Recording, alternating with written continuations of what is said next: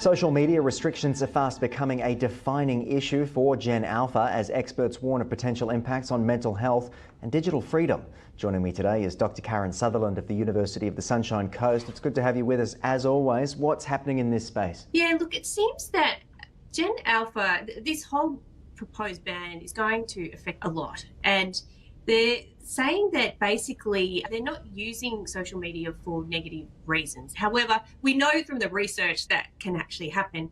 But a lot of them are saying that it's a place where they can feel they can fully express themselves and they can share their opinions and interact in a way that they can't do offline. So they're really, I think there's going to be a big backlash from Gen Alpha if this ban comes to pass. Yeah, absolutely. And people are apparently weighing up the benefits, as you outlined there, and the potential dangers quite closely. Parents, I'm not sure where they're sitting on all of this, because this is how kids connect these days. Absolutely. And it's interesting to note that Gen Alpha are using a range of platforms. So the ones that the government's identified as put on as being banned are not the ones that they're generally all using. So they're using Reddit a lot more.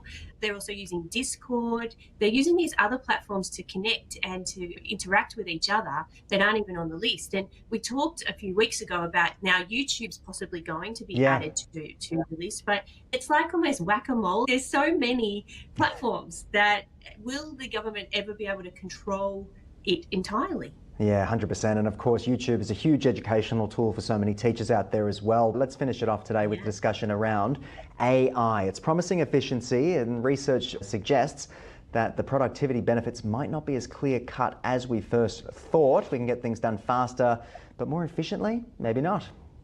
It's really mixed. So some studies are showing, yes, a huge increase in efficiency and speed and things like that in terms of the outputs and getting jobs done.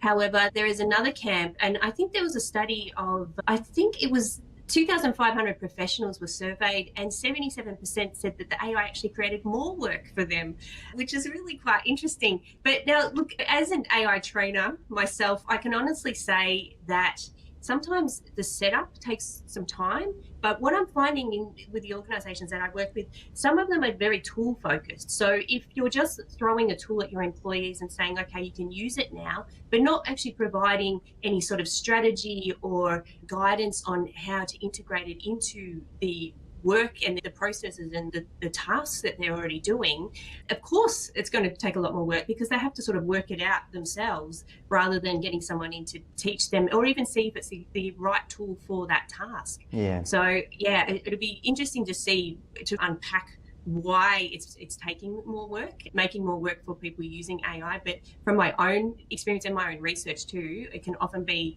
really a lack of the preparation of that integration that makes it more cumbersome to use for certain tasks. Yeah, and I imagine there's a bit of an element of the AI arms race, so to speak. There's a hype around it as well, that people go, here, let's get it in, without actually exploring how it works fully. But Dr. Karen Sutherland, thank you for your time as always.